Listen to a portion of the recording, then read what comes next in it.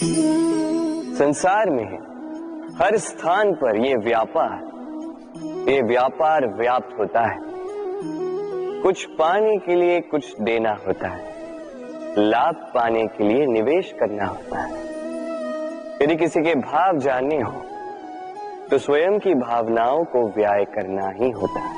अब देखिए, किसी का वास्तविक आचरण जानना हो तो उसे स्वतंत्रता दे दो। यदि किसी के मन की शुद्धता जाननी हो तो उसे ऋण दे दो।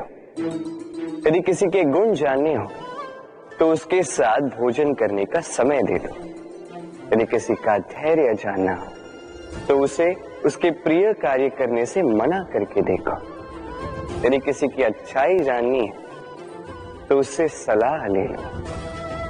हर भाव के बदले कोई भाव देना ही होगा, किंतु संसार में एकमात्र ऐसा एक भाव है जिसे देखने के लिए, जिसे पाने के लिए बदले में आपको वही भाव देना होगा, और ये भाव है प्रेम। यदि किसी का प्रेम देखना है तो उसे निस्वार्थ प्रेम दीजिए। यदि किसी से प्रेम पाना है तो उसे निस्वार्थ पारिशुद्ध प्रेम दीजिए। राधे राधे। मनुष्य जब जन्म लेता है, जीवा उसके साथ जन्म लेती है।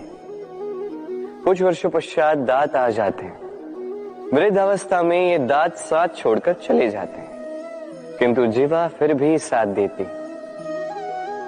कार्य, दांत कठोर होते हैं, वहीं जीवा कोमल होती है। इसी प्रकार यदि आप लंबे समय तक अपने अस्तित्व को बना के रखना चाहते हैं तो जीवा की भांति कोमल और लचीले बन जाए, ताकि जैसी भी परिस्थिति आपके समक्ष आए, चाहे उतार आए चाहे चढ़ाव, चाहे दुख आए चाहे सुख, चाहे हानि हो चाहे लाभ, आपका अस्तित्व कभी ना टूटे। कठोर होने पर आपके टूटने बिखरने की संभावनाएं अधिक हो जाती। जो भी समस्या हो, दुख हो चाहे सुख हो, कोमलता से साहस के साथ उसका सामना कीजिए।